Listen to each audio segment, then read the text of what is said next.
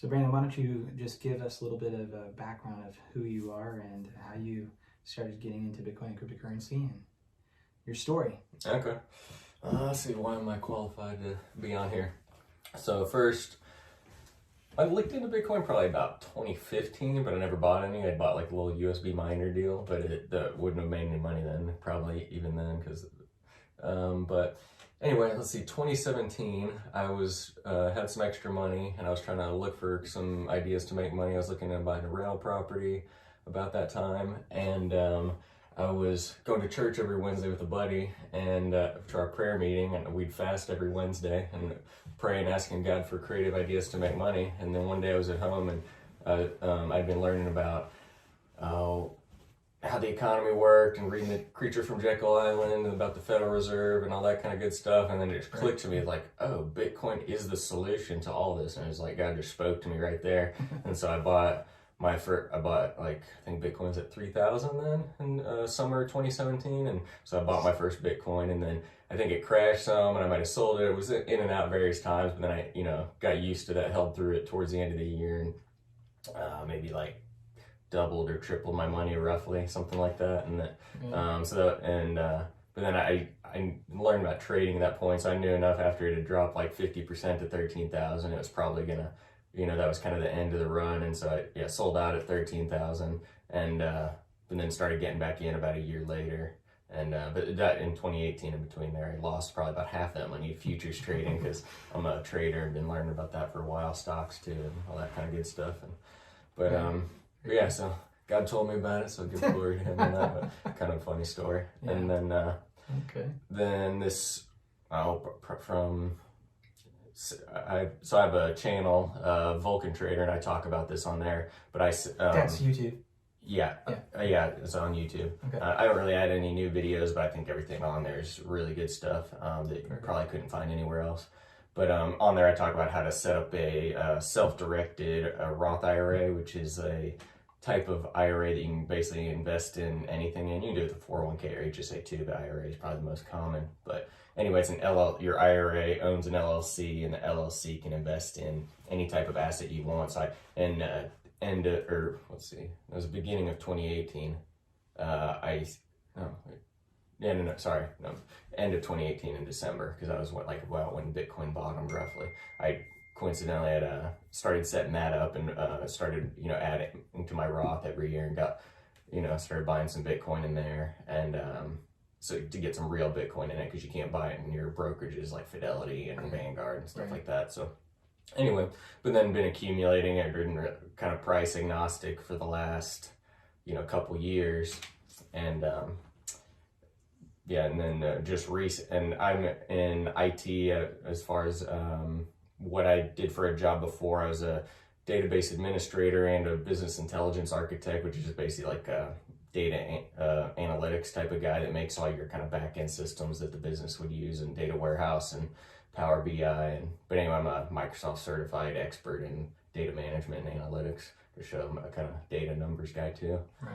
And but anyway, was accumulating Bitcoin, kind of whatever the price was for the last couple of years, and then last year during the coronavirus crash, right before the halving was happening, I was had most of 80% of my money in Bitcoin, investing in it. And then I also, in my retirement accounts, I held a bunch of GBTC, GDLC, which are the grayscale funds that are trusts that roughly track the price of Bitcoin and other cryptos.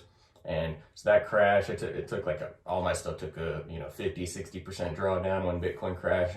But I had a clean balance sheet. I'm a saver, didn't have any debt, and I was like, oh, this is opportunity of a lifetime. So I took a huge risk, and basically I have lots of credit cards that I get, because I was trying to have one that I can get 5% back in any category. So it's like a little bonus on top of my normal salary. And I will, but anyway, so I'd accumulate like 30, 40 credit cards over that time, and I'd always get these balance transfer offers in the mail, every month. And I was like, I'm going to use these for something one day. I don't know what. And, they'd be from 0 to 3% interest for 12 to 18 months, whatever. Sure. And so I loaded up a whole bunch of those credit cards during the crash and averaged in around, I don't know, first buy at 6,000, got some more at 7, 8, 9, and so my average cost base is probably 7,500. That's something the average financial advisor probably would not advise you to do. But. Yeah, it's kind of funny how I've read lots of trading books too, and they talk about using stop losses and and then or your traditional financial advisor talk about diversification, and if you had more than 10 different or less than 10 different things that you're invested in, you're not diversified enough. And really, what they tell you not to do, I basically did everything they tell you not to do, and made a ton of money off of that. And I mean, if you're really, I was doing kind of like buy and hold investing, I guess you could say, and then I did have a stop point, which was Bitcoin dropped down to like further than 3, then I probably would have just liquidated all, and I was going to just have to work longer. But I was like, I feel like this is a critical moment here, and I don't know if that makes sense. And so I do believe in stop losses, proper money management, and all that. And on my YouTube channel, I show that. I think I have one of the best series on trading, money management. There's a difference between investing and trading, and depending on what you're doing. But a lot of times, what makes you rich quickest is what they tell you not to do, essentially. Yeah, contrarian. But exactly. So I don't want to tell people not to do that. But 4 to 10 positions, and then your stop is probably the drawdown you can have is wider than what most people can handle. So, I don't want to get you off telling your story. Maybe there's more that you have there. I don't know, but there's something relevant to what you were just talking about. Sure. I was thinking about that. I wanted to discuss with you because I've been seeing a lot of people talking about. There's these two contrasting thoughts. So one is the hodl, right? The hodlers. Oh yeah. Who are more of investors, long-term investors. They'll buy or accumulate Bitcoin or other cryptos and then just hold it over time, and that's their strategy, right? But lately, I've been seeing a bunch of people saying, make sure that you take some profits, right? When the market's up and you've got to take some profits, take some profits. It's like this mantra, there's videos like, this is what wise investors do. I was listening to another podcast recently, and the guys were saying that, the Bad Crypto podcast. And then the guy, about a minute or two later, said, if I just held on to all the crypto that I sold over the years, I would be doing significantly better. Yeah. And they kind of had this, a moment where they went, we were always telling people to take profits, but maybe that isn't actually the best thing to do. What do you think? Well, yeah, I agree. So I guess what it really comes down to, as far as from a macroeconomic standpoint, is like, well, they're printing tons of money, so take profits means you're moving to US dollars. And if I'm moving to US dollars, statistically, I'm likely to lose value if I'm holding that over any long period of time. So during, let's say, because I've been trading stocks and stuff for a while, but the Federal Reserve wasn't doing quantitative easing. They were letting bonds roll off their balance sheet, all this kind of stuff. But essentially, they're not printing more money is all that means. And so from 2018, 2019, if you had a stock and it was going up and you're trying to take profits or whatever, that was a good thing because the money supply is relatively fixed. So stuff's going to be more range when it's going to go up. And then, at some point when it starts going back down, you need to, cut it and then find another one to do that same thing with. But then or even have profit targets that you would hit before it kind of reverses. But in this type of environment where they're increasing the base money supply and the M1, M2 at such a rapid clip, you don't even want to use profit targets anymore. Trailing stops are the way to go because, if you look at like GameStop, Tesla, Bitcoin, whatever, if you try and have a profit target or take profits, then it's a losing game. Absolutely. And then just to show that point, so one of the ways that, and another thing, I made a 418% return on my retirement accounts last year. And so I quit my full-time IT job. Nice. And trading full-time for a living. But basically all my strategy was last year, because I can't buy actual Bitcoin in my retirement accounts, is I would buy either, the Ethereum Bitcoin Grayscale, or the Ethereum Grayscale Trust, there's GDLC, which is the top 5 cryptos weighted by market cap index, or GBTC. And those, the gist of it really, and those they get out of whack compared to the underlying premium. So like there's, I don't know, say I'm simplifying, but say there was 10 Bitcoin in the Grayscale Bitcoin Trust, and that one stays close to the value, but GDLC, the top 5, so there's only 10 in there. And then, Bitcoin itself goes up 20% or 25%. At GDLC, there's times it'll go up 100, 200% during that time. And then the same thing with the Ethereum one. Ethereum actually got up to 1,000% premium at one point. Oh, man. And so you buy those when the premium's low, maybe 30, 40% higher than the underlying, which seems like a lot, but they run a lot further. And whenever they're newer, at least within the first year or two of their creation, GBTC has been around for many years, so it stays within 30-40% max, and then it'll go to where 5 to 10% compared to the underlying. But anyway, I would buy those when they get out of whack.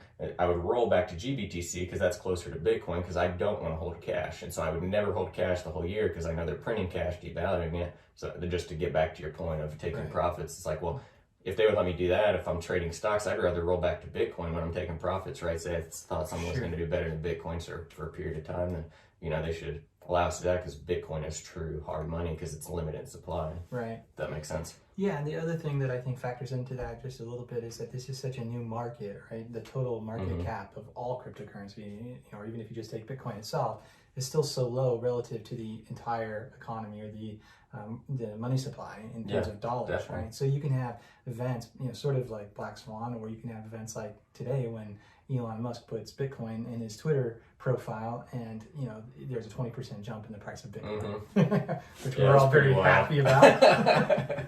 But my point is that, you know, it is possible that this market could go up 10 times, and stay there because there's enough new people to come into it. So, you know, and if you take profits at the beginning of that, you know, which, you know, it might be up 100%, and you're so, okay, I'm gonna take my profits, and then you're out, and you may not be able to get back in, you know, just because it is someday that won't be the case. Like, I mean, that wouldn't be true if you know, if the market was, you know, the 5 times the size of gold or something like that. You know, sort of just, anyway, that's one of the ways that I sort of think about it a little bit. Yeah, no, you're right. And let's say you had the worst timing in the world and you bought Bitcoin at 19,000 at the very top of the boom at the end of 2017. If you held until now, you would beat the S&P 500 over that time frame at this point. Yes. Yeah, because Bitcoin's up like, well, when it hit 40,000 up or 50%, I believe that beats the S&P at that point. And so we're about back to there this morning, I think. So I'd have to look at it, but you're pretty close to that. And obviously, if you hold through this next year, and if you bought the worst time at the top of the market last time, and then if you held till now, then not taking profits, then you're going to beat, you know, your stock indexes. So yeah, that raises an interesting question that I think I will ask at this point before I forget is. Some people look at what happened in 2017, the market, right, and the rise up to close to 20,000 and then the crash, and they're trying to compare it to what's happening now. But the question is it similar or is it different? Are there things that are different now, or are we going to see that same kind of, you know, the chart readers where it goes up and comes straight down? Are we going to see that happen? Are we going to see, or is there a possibility that, like, to me, it seems like we've been going sort of sideways a little bit for a much longer period of time now in terms of the price of Bitcoin, you know, on the chart. But I know we've talked about this a little bit before. But do you think it's different now? Is the question really? Yeah, I think it probably is. The reason being, in 2017, there's a lot more smaller players, speculators, retail people, and not as many institutions, companies. You didn't have your PayPals, your Cash Apps buying it. You didn't have, Grayscale existed just with the GBTC, but there weren't, if you understand how those work, there's institutional players that put money, that are accredited investors that buy the Bitcoin that goes into the fund, and then that the value of that fund is the share that trades. But anyway, there weren't as many, but now Grayscale's buying more than multiples of the amount of Bitcoin mined daily. At this point, from all those institutional investors going in. You got people like Michael Saylor with MicroStrategy, you know, that converted their balance sheet to Bitcoin because they want to preserve shareholder value. And then now he's doing a conference for other, you know, CEOs and people that are leaders of companies that want to do the same thing that he did. So I think when you get people like that in there, they have a lot of money and they're just allocating large amounts of capital to another asset class that's different. I mean, maybe they're only putting 5 to 10% in, but they're just going to leave that 5 to 10% there, let it grow. And so if they're not liquidating it, then I'd say that'll probably hold the price up more. And it's more likely we won't have an 80% drop. I'm not going to say that we're not going to have an 80% drop after this cycle, because if you have a 1,000% run, then that is possible to wash out all the weekends. But I'd say, yeah, it's definitely possible. It could hold up a lot better this cycle, or not even, kind of stop after this halving and people front running the next halving, let's say. Yeah. So if that makes sense. It will be interesting if that actually occurs. I did read recently that Grayscale is also just registered for more funds that, four more or something like that. So they were going to be bringing on 4 new cryptos probably, potentially. Really? Yeah. Which is sort of interesting. I know they had one for XRP, which that one probably won't happen, but that there are other ones. I'm not familiar with the ones you're talking about, but there's other funds like Grayscale. So there's an Osprey Bitcoin Trust, which it's not trading on the over-the-counter market yet, but they're getting investors to buy into the trust that starts it basically. But then once it trade, like GBTC has a 2% or 2.5% management fee, which is pretty high. But Osprey is going to only be 0.5%, so there's other players coming in to compete with Grayscale. And then there's another one called Valkyrie, but I think theirs is somehow going to turn into an ETF, if I'm not mistaken. But yeah. So yeah, there's lots of other people seeing how much money Grayscale's making wanting to get into the same space, essentially. Right. And they have to buy Bitcoin into their trust and in order to do that. Which is good. It's all good. It's all positive, right? So, all right. So I'll just talk a little bit about my background. I actually in 2009 I was working for a software company in Southern California, and I became aware of Bitcoin at that point. And I can remember mining some Bitcoin. I had this compact laptop, right? Wow. I know that I was playing around with Bitcoin on it. I know I mined some Bitcoin. I have no idea how much Bitcoin I mined. The laptop is gone. I will never see it. I mean, it's like, there's no way, So yeah, I can only imagine, Some other guy that's trying to find his laptop in the dump from back in 2013 in England or wherever it is. Exactly. So being young and not really knowing what I was doing, I got the advice to put that money into a CD and earn 5% interest. It's interesting because you can't even get close to 5% interest now, right? But that's what I chose to do. So I earned 5% interest and I got basically nothing, instead of buying 1,000 Bitcoin. But anyway, so now what I'm wanting to do with this podcast, with the BlockThrasher website, blockthrasher.com, is help people understand crypto better. It's especially geared toward people who may be new to the space, who don't know what to do. People are telling me that all the time, like, how do I get started? How do I even buy? How do I, you know what I mean?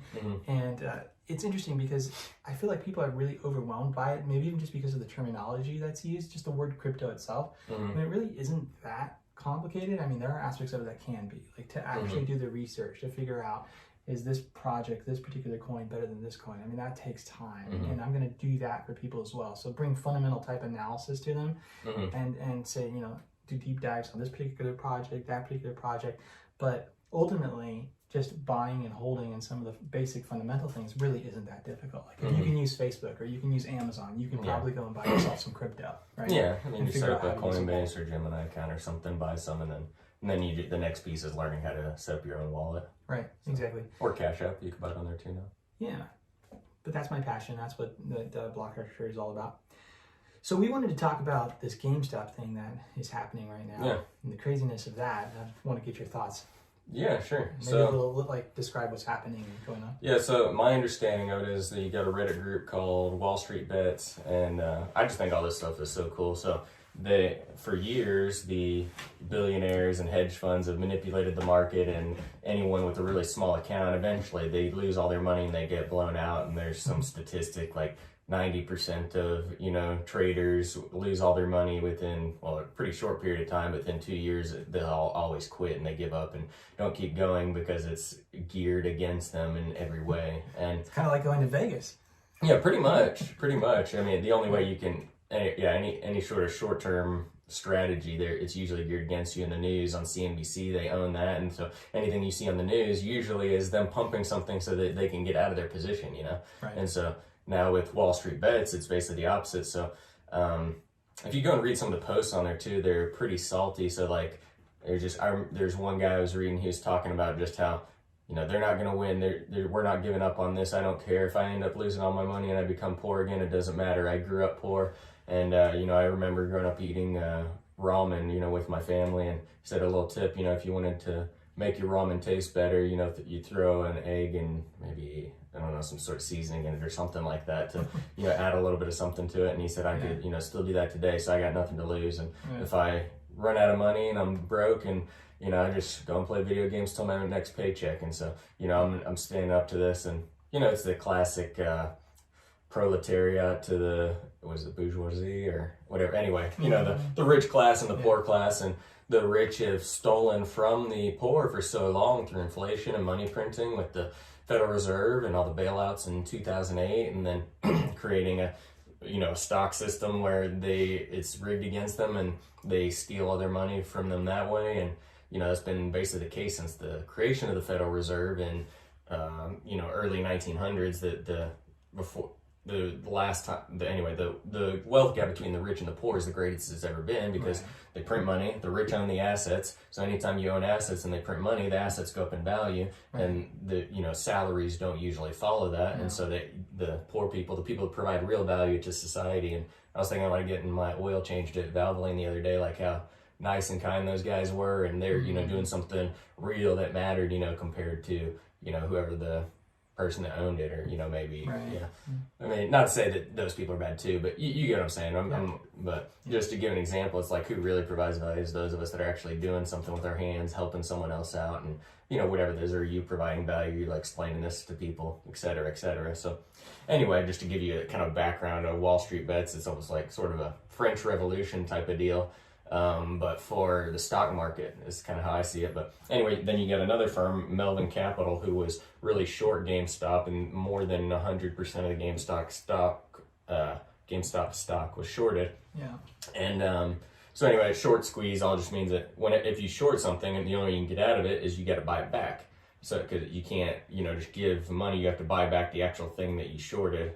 And I'm not going to get into the mechanic of short selling, but shorting just means that you make money when it goes down, but if it goes up, you lose money and you got to buy it back. But that can also, so if you got a bunch of people buying something that is shorted, the short seller also has to buy that same thing, so it causes extra demand than you would normally have than someone just buying it to go long it. They do that to get the order flow from the Robinhood traders, and then now they're controlling them and forcing them to sell things, manipulate the market, and force the price down. And you know, it says in Ecclesiastes, there's nothing new under the sun. So there's another time that this happened. So like you were saying, the gold and silver markets, so Richard Nixon took us off the gold standard early 1970s, and the price of gold started skyrocketing. If you look at it, like 2 years after that, I mean, it was going up like the rate that Bitcoin was. But whenever it was the physical gold and silver was traded. But then in order to kind of put a lid on that, they opened up the futures exchanges for gold and silver during that time, and then the price tanked, and then it's gone up very slowly since then. I'd say slower than the rate of money printing for sure. And so the reason for that is there's only a couple exchanges for gold and silver. There's the couple in the United States, is COMEX, NYMEX, and ICE, and those are futures exchanges, and then you got the LIDMA in the UK. But anyways, how futures works is it's a contract to buy and sell a certain thing, and then you can either that contract is cash settled, or you can take delivery on the actual thing. But if you're just a trader and you're trading gold and silver, you're just buying and selling the contract, then it's before it comes to the delivery date of when you would take delivery of that contract for gold and silver, you're just going to sell it back to someone else, and then so it's cash settled. So which artificially keeps the price down, because there's 90% of it is just paper contracts that's not real gold and silver. Whereas if everyone took delivery of the next month's gold and silver contract and they had to deliver it, they in the actual like vaults or whatever where they keep the gold and silver to deliver it to someone that actually wants to take delivery, then that's not all there for all the contracts that are outstanding. So the Hunt brothers they're pretty wealthy themselves, along with there's some Saudi Arabian guys that they partner together with. They bought a bunch of physical silver, and then on top of that, they went and bought a bunch of silver contracts with some leverage and from their friends and whatnot. So they then, instead of rolling the contract to the next month like most traders would do, they're like, no, we're going to take delivery on this contract, and to force their hand that they didn't have enough silver to deliver. And so the price of silver skyrocketed to $50 back in the 80s. I mean, it's still at what, 27 today, something like that. Yeah. So it's only half of that still 40 years later to show you how much it went up compared to the current money supply at the time, which might arguably be close to the right price of silver. We had a little blip, probably, I want to say, after the Yeah, I made it. You're right. Yeah, I made it to like 2009, 10, where it was like 50. Yeah, I made it up to 50 again. Yeah, you're right. Yeah. So, but anyway, so forced the price up, and then what happened actually is the CFTC, which is the Commodities Futures Trading Commission, which is basically like the SEC but for commodities and futures. They said, they got together the people that own the futures exchange, and basically the government said, nope, you can't do that, and they only sell orders for silver are allowed, and so you couldn't buy at the ask once again, which stopped the price. Literally cannot go up, caused the price of silver to crash, and knocked the Hunt brothers out of their position. And then the government went after them. And then anytime you hear about it in history, the Hunt brothers cornered the silver market and manipulating the market. It's like, no, that's not what happened. They basically were just showing something that was a fundamental flaw in the system. Right. The government and the big guys manipulating it, and they were trying to take that down. Yeah. And so the same thing WallStreetBets people are doing now. And then what do? They say, oh, you can't buy anymore. Yeah. And so. And isn't it ironic that Robinhood, the name is supposed to be taken, is the one involved in facilitating that. Mm-hmm. Yeah, it's supposed to be taken from the rich to go to the poor, and it's the reverse. Yeah. I mean, they need to just get out of the crypto scene, especially as well, unless they're going to actually give delivery. Mm-hmm. So, but it just shows right there that we need some sort of, just like we have. Well, and so the reason that they opened up futures trade, I'll say this, they opened up futures trading right at the top of the Bitcoin bubble in 2017. But the reason I think that they probably did that to try and knock the price of Bitcoin down, but majority of Bitcoin trading doesn't happen in the futures market. For one, it's actually physically bought and sold, so they can't do that, I would say. And so that's a nice thing about it because of that. And the reason is, well, there's not just a couple exchanges, there's hundreds of, Bitcoin exchanges in every country across the world, from BitMEX, Binance, Bittrex, Coinbase, Gemini, Cash App, you name it. And so all of those allow for proper price discovery. So there already is kind of decentralization as far as price discovery in the market for buying Bitcoin. But something that you just said made me think of something that illustrates a reason why there's this discussion on is gold a better store value over Bitcoin, right? Mm-hmm. Bitcoin's been called the new digital gold. Well, one thing about Bitcoin is that deliverability is something that can be done instantaneously, right? So everybody can demand a Bitcoin, and if there's a delay from a centralized exchange, why? The question then becomes, where with gold, it's like, oh yeah, we'll do that, but it's going to take 6 weeks or 8 weeks or whatever. If there was actually there's an argument for it's difficult to deliver. Yeah, I think it's just because it's a pain to go pick it up and transport it somewhere. Whereas there's the BATS Bitcoin futures that they actually are Bitcoin settled, because it's really not an issue or a problem. It's not that difficult to settle in Bitcoin, right, compared to gold. So all of these problems illustrate that the main issue here is centralization, right? You've got these companies, these corporations, these entities. Mm-hmm. So, but it just shows a need for something like, DeFi, which you know a lot more about than I do as far as, but the one I know, like Synthetics is one that does something like that. They somehow create a synthetic version of stock that's locked up, and then you can buy and trade, sell that stock on a decentralized crypto platform. And Synthetics is inflationary, so I'm not saying I recommend it, but just an example, or Uniswap, which you can buy and sell crypto without any KYC or all that kind of stuff. Without putting in any information, you're totally anonymous. Well, it's peer-to-peer, and so there's no third-party risk. There's no Uniswap can't say, oh, we're going to shut down the trading of Doge because it's up 500%, but we're going to allow you to buy Bitcoin. Exactly. We need something like that for stocks. It just shows the need, and I think that's what the future is. What that is, I'm not sure, but there's projects sort of along that lines, like Uniswap, like Synthetics, like maybe Aave, I don't know, but anyway, I don't know a ton about all this, but I know that is coming or will happen probably. There's two things that can happen. I think one thing is where it's really just a derivative, right? So DeFi can, play in that world. You could buy Tesla, let's say, but you're not actually buying the Tesla stock. You're buying a derivative of the Tesla stock, right? So you're holding a token. Maybe it's on the Synthetics chain or whatever, and you know, you're going to earn based upon what happens with the actual stock, right? But the price of what you hold on synthetics is derived from the price of the stock. So that's one way to play in that realm. But like I don't know if you could turn that into the actual stock or verify that stock was locked up because someone could still sell it during that time. Right. Would be the issue with it. That just gives you exposure to the stock. I don't even think those platforms necessarily are purchasing any of that stock. It's just correlated to it as a derivative, right? So, but there is the possibility that companies look at what's going on in the stock market and someone could say, you know, I don't want to fund my new startup through the traditional means and do the whole IPO and do all, you know, all that stuff because it's manipulated and it puts me at risk. And maybe there's a way that I can fund my company through a crypto-based system, right? So, and then that stock for that company becomes available, you know, or maybe there's some kind of exchange. It'd have to be regulated, of course, by the SEC and all of that. But that eventually comes and does that, where stocks can actually be tokenized, right? So that would be the thing where, you know, so like with an NFT, a non-fungible token, that you could actually purchase and have ownership of that stock. And there would be a lot of advantages to that because then that would, I don't know if that opens up the door for those then to be traded on a decentralized exchange. So it's a little tricky and a little complicated. And I don't know if we'll get there, but the technology exists to make it happen in a much better, fairer way than what we have now. I can see it happening where like the actual exchanges we use one day are not the, you know, the NASDAQ and NYSE exchanges here in the United States. They're like decentralized, many computers all over the globe, and your, you know, ownership of companies is trade on those, and then the governments can't control that, and you know how that's done. And I think to a certain degree that's a good thing. Not say they couldn't regulate the companies and say that they couldn't do false accounting practices in whatever their domain is, but as far as the buying and selling of shares, they can't say, oh, you can be publicly traded, you can be on the NASDAQ, but you have to be on OTC because we don't know if we like you enough or whatever. You're not doing all the so, you know, and only accredited investors can buy this company. And before, you know, it goes really big, and, you know, only you can buy Palantir at $1 before it goes public and turns into $25 or whatever. You know what I'm saying?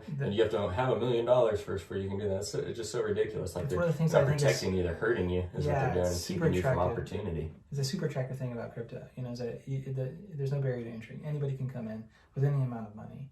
That whole accredited investor thing where you're basically locked out. You can't, unless you have X amount, and you can't buy early in, yet you can only buy later on. You know, it's ridiculous. So I think a lot of people are attracted to it, even traders that want to play around with crypto. You know, so that's a great way to go about doing it. Yeah, it's a cool thought. Awesome. So, not really totally connected to that, but you and I talked a little bit, and you've talked before about leaning towards Bitcoin maximalism. So maybe you can just explain a little bit what that means. What is a maximalist? Okay. And where you are at in that discussion. So,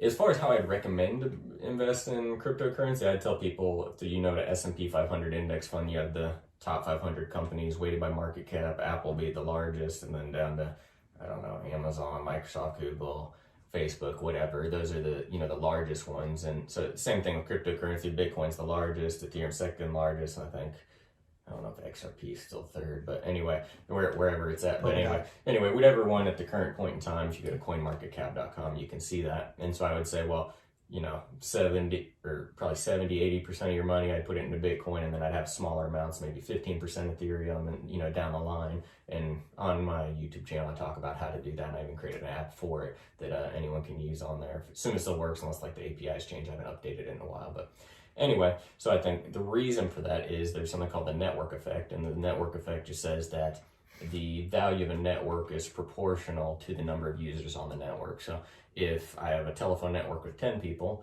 compared to one I can talk to 100 people on, or one that I can talk to 300 million people on, and then I've got AT&T or, you know, Verizon, whatever, that network is much more valuable than the one with less people on it. So money works the same way. The US dollar has value, not because it's backed by anything or the government backs it, which is a total lie. The government doesn't do anything, but what does backing mean? It just means they print more of it. I mean, but anyway. Make you pay taxes in it. Yeah, there you go. So, so it's just saying that the value of whichever one, the US dollar has value because most people use it. The most things are traded, most stocks, most commodities, you know, etc., are traded in US dollars, and that's why it's the world reserve currency currently. So Bitcoin, out of all the cryptos, currently has the most people that use it, and so it has the most value because the most people own it and believe that it's money. It's just like everyone uses Facebook because everyone uses Facebook, and but Bitcoin could become the next MySpace, right? And some other one will take the top spot. I'd say it's not probably going to happen, but if it were, that's why you own smaller amounts of the others weighted by market cap. If they took Bitcoin's place, then you have the same dollar amount gain in that other one as you did how much Bitcoin you own, and so you have a hedge. And the only way you can lose is if the entire space dies, which I find to be highly unlikely. And so that's why I think that's the best way to invest in it. And then there's another law called it's not law, it's called the Lindy effect. And the Lindy effect says that the duration of non-perishable goods is equal to the current lifespan of that non-perishable good. So like Coca-Cola's been around for 100, 150 years, or however long it's been. That Coca-Cola is likely to be around another 100 to 150 years because it's been around that long.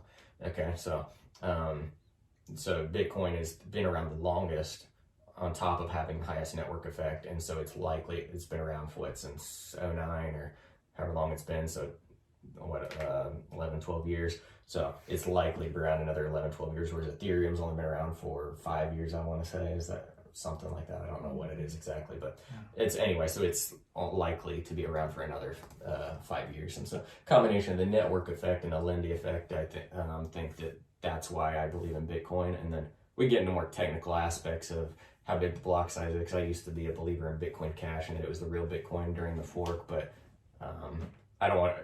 No, I'll just leave it at that because that's a little bit too complicated, but I've come around to saying, no, actually Bitcoin, the one that's called Bitcoin now, is probably the best one, and the one to maybe I can share some thoughts. That makes sense. So maybe I can share some thoughts about that. So but before I do, just one of the things I wanted to look at with some of the thoughts I had was I pull up CoinMarketCap.com and they've got WallStreetBets, which isn't even a legitimate coin. Really?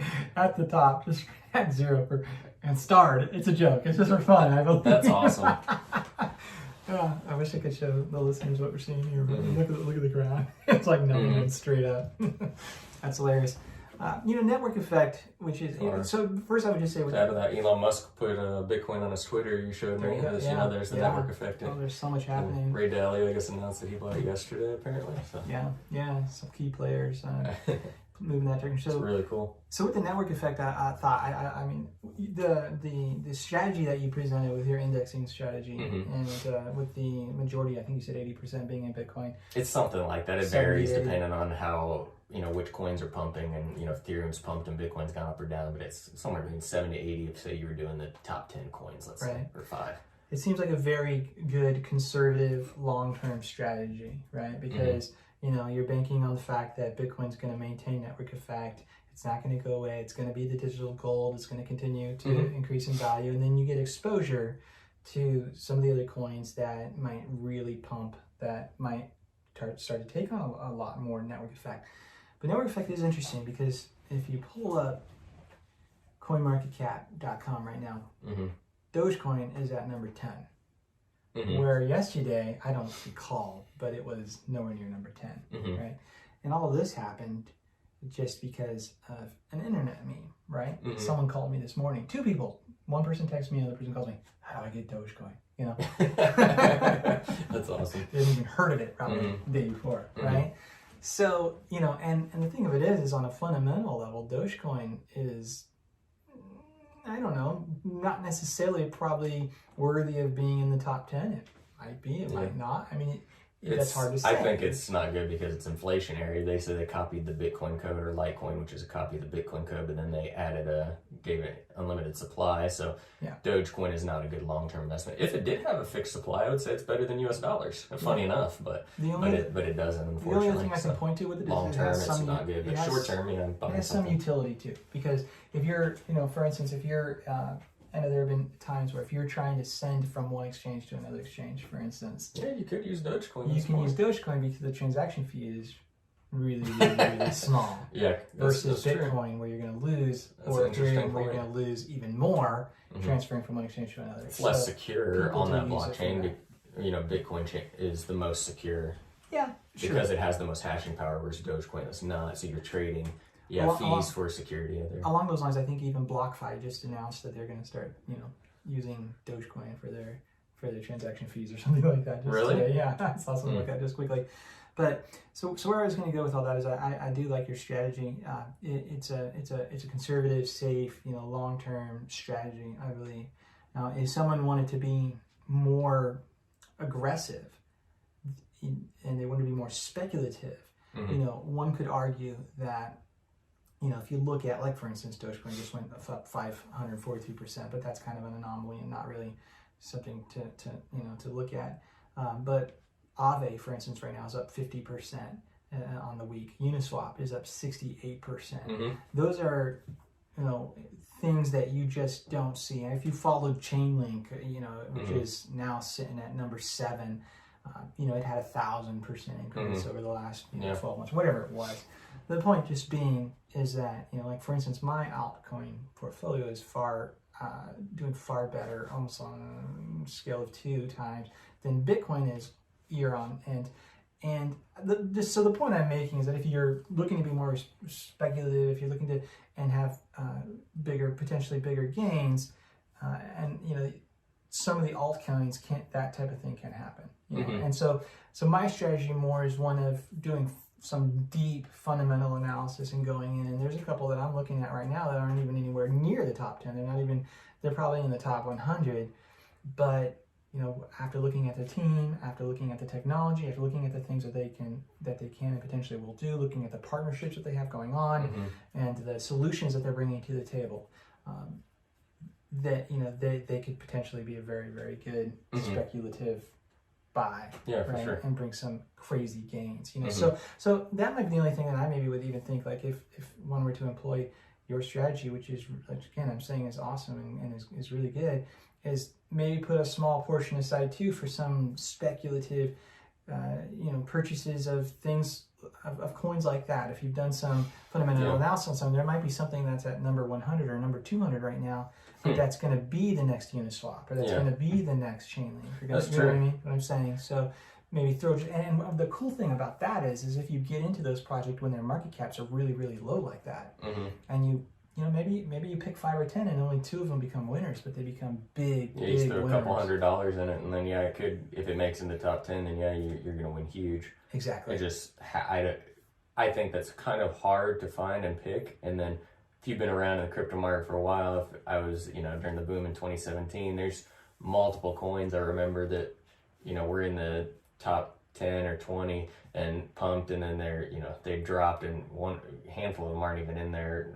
There's one, I can't remember the name of it for the life of me, but it made it to like the top 10. It was I just remember it was written in .NET, and then they're like, oh yeah, we're going to be the number 1 one day, and then that was pretty much the top, and they're not even the top 100 anymore. No, that's true. That's true. So that can happen as well. And at the end of the day, I index more than the top 10. I'm just saying for your average person, but if you took the time, like I own Aave, I own Uniswap, just a small amount of it, but I put like $500 into Uniswap, and it's up to like $2,000 now. What I put into it, so because I bought it at $3, it's at what, $14 now or something like that. $14.53. But anyway, the more you index, so you can go down, and on the lower coins, you're only putting a couple dollars in, maybe down to 100.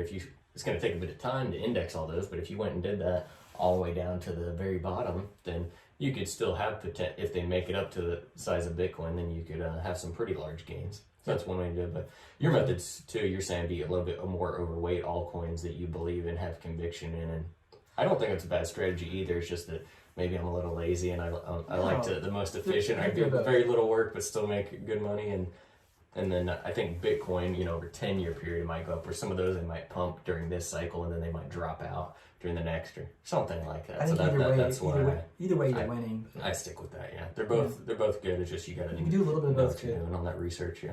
Yeah, it's kind of like, I guess I'm trying to think a little bit like Buffett, where it's sort of, I know he was a fundamental investor, right? He picked those companies that he understood, that and some of that can happen within the cryptocurrency space too. Not as much, because there's not as much divergence or difference in what cryptos are doing than like companies, you know what I mean? Like in companies, you might have one that's making something radically different. Coca-Cola's making Coke, and you have another company that's making shovels, and they're not really related anywhere, where a lot of the cryptocurrency projects are all sort of kind of trying to do the same thing. So we have this platform war really heating up right now, right? with things like Ethereum and Polkadot and Cardano, and there's others that are further down on the list, Phantom and EOS, which really was like fizzled out, right? I'm sure there's some diehard EOS fans out there still, but And then I got people like you that do their research and then tell me which ones are good, and so I buy those, right? So that's how I do it. So anyone that watches or your stuff, listens to it, and follows you, they can just do whatever, just ride your coattails. So and that's kind of my last thought. So I did that with Polkadot and Uniswap. You had before me and all that. So I'll give you props there. Yeah. My only other thought with the whole discussion that we touched on the maximalism type of thing with Bitcoin is, and the network effect issue and things like that. There are things that that are being done on platforms like Cardano or Polkadot or some of these others that bring solutions to some of the issues we've discussed today, and they do it through DeFi and they do it through decentralized apps. And one of the really cool things about those platforms is that they are providing a way for other people who want to get into the space and create something really awesome. We don't know what it's going to be, but there's going to be, some of them we do because we're seeing it happen. A Uniswap would be an example. There's going to be more of those kinds of things where guys are going to say, hey, I've got this brilliant idea for this decentralized app. It's going to be like a Twitter type of thing. It's going to be decentralized, so it can't be censored. It can't be shut down like Parler was. We're going to create this thing. We're going to run it on the supercomputer, which is what Ethereum proclaimed to be. Now, it wasn't. It had design flaws and it isn't working. Maybe they'll fix those things eventually. Maybe they won't. Polkadot, Cardano, some of these, they fixed those things before launch, so they're in a better position, probably, I would argue. So maybe we'd have to see them get to that size to really know, but I could see that being true. Maybe. But it would take one killer app on one of those platforms, a Twitter type of thing that just took off, to create network effect, to push them to levels that could be. So there's just a ton of potential there and a lot of possibility, and it's something that is pretty exciting and I get excited about. And it's one reason why I'm not so much of a Bitcoin maximalist. I mean, I absolutely love Bitcoin, and I hope it retains its. I mean, if it whether it does or not, I guess doesn't matter. But if it remains the sort of digital gold and the store of value and like the safest place to store some wealth or whatever, great. But I also am excited about and would love to see some of these other platforms open up possibilities that can solve problems, because the whole idea, the whole reason behind Bitcoin in the first place, like I'm reading Digital Gold right now, and you look at what the early creators, and even Satoshi and guys like Hal and others that were there, what they wanted to do was they realized that there was a problem, and the problem was, and we're seeing this even more today, the problem was every financial transaction is being tracked. Everything you do is being recorded and all this sort of thing. And they wanted and what can happen is, in order to censor you, they don't have to say, you can't say this specific thing. They can just deplatform you, defund you, make it impossible for you to fund whatever it is that you're doing. And then WikiLeaks came along, and somebody said, hey, let's use Bitcoin to fund WikiLeaks. And Satoshi himself was like, no, we don't want to do that because it'll put it back. So anyway, but there's just that connection there with the whole space of, and trying to create, and there's a big issue right now with censorship on Facebook and Twitter and all these kinds of things. I mean, the president himself was banned from Twitter, right? These things are happening. It's sort of like, what? We never thought that was going to happen. So beyond the whole monetary thing, which is incredible with crypto, there's a possibility that some of this technology might allow for more freedom and for more individual sovereignty of our data, even like our identity and things like that. And it's not that can't be done through Bitcoin. It can be with like second layer solutions and other chains that come along and connect. I think it'd be better if you just left it as it is and leave that for money and have something else that it's no reason to overcomplicate it. Yeah. So anyway, I definitely agree with you. I think they're obviously, like we're talking about with the stocks or DeFi for that, and then social media for Twitter, Facebook, or whatever, decentralized. I'm totally for all that. I just think money is the most important thing as far as people having control of their money, the rich not being able to steal from them through inflation and so on and so forth. Bitcoin solves the money piece, and then that same model you can apply to any other space where they're trying to control us. So, I'm super bullish on freedom. So I agree with you. Yeah, so I guess we could just wrap it up with maybe just really briefly explain in a kind of a really high view why everyone should get involved and start investing in crypto, at least. But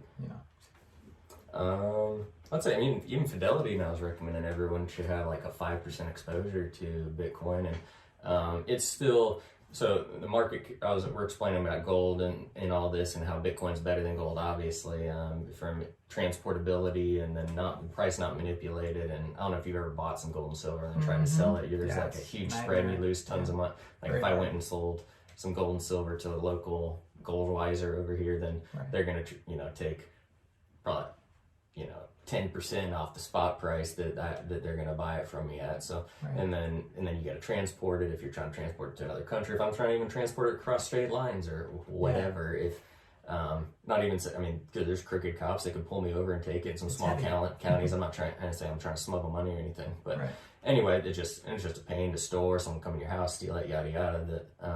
So anyway, that's why it's better in that sense than physical gold and silver, and it's more rare. So limited, the amount of gold, say price of gold tripled, they're gonna put towards more exploration, capital towards exploration. That's gonna increase the supply, whereas Bitcoin has an absolute fixed supply that will be hit eventually, and then they're always having how much the miners get, and that's set by the code, and that's it. So it's more scarce, it's more usable, has more utility, and so all those things being said, not confiscatable. Yeah, exactly. So the only way they can get it is by holding a gun to your head and forcing you to give them your private keys. So, so all those things being said is, well, and so they can't print more of it, and then so the market cap of gold is, I want to say like 10 trillion or something like that. So Bitcoin is more valuable than gold. Let's say we got to the same market cap of gold. That means we're going to value Bitcoin at 10 trillion. That puts it at $500,000 per Bitcoin. So it's even, people think it's expensive, but even owning a part of one, it's one of the most undervalued assets in the world. And the reason it's not up to that price now is that it just takes time for enough money to flow into something to get it to the price it should be at. But I mean, you see how fast it's going up now, and it just can't go from 30,000 to 500,000 in a day, even though that is the true value, I think.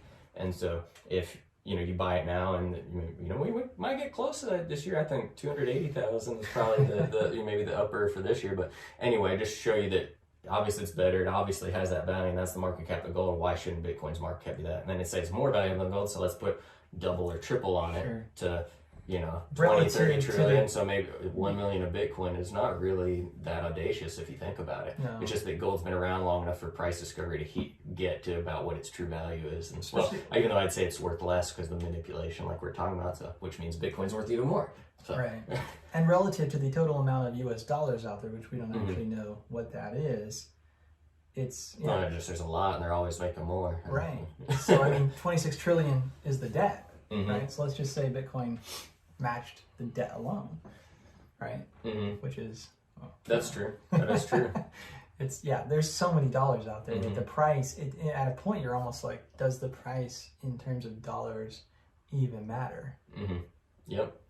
And so anyone, and only I don't know, maybe 10% of Americans own Bitcoin, let's say, maybe 20, I don't know max, but anyway, you're still early, and if you own I think I've heard 1/3 of a Bitcoin or something like that, maybe even less than that, maybe even like a fifth, then you'll be in like a Bitcoin 1%, or if you own a 10th, you'd probably be a 10%, or if you so you're still early if you're listening to this right now, and it's not too late just because you think the price is high. It can go much higher compared to the potential what it's valued at if everyone in the world owns it. And once everyone owns it, then the upward potential of making money in it is less, but those that take a little bit of risk ahead of time and push where things should go, because you're investing in it. This has good and moral value to help the people, to keep governments and rich people from stealing from us. And that's why I believe it's the type of money Jesus would be for and invest in my opinion. So something real, something that I mean, it is a sense of usury, the current system.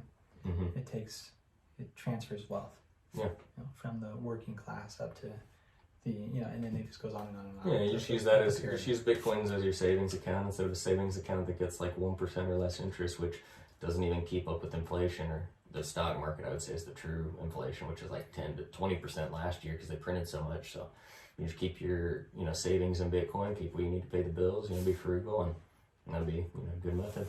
Will the stock market ever go down again? Not if they keep printing and it's priced in US dollars. So it's been quite a run, quite a long run. All right, cool. Well, if there's not anything else that you can... No, thanks for having me. It It's been fun. I enjoyed it. We touched some really cool stuff. Yeah.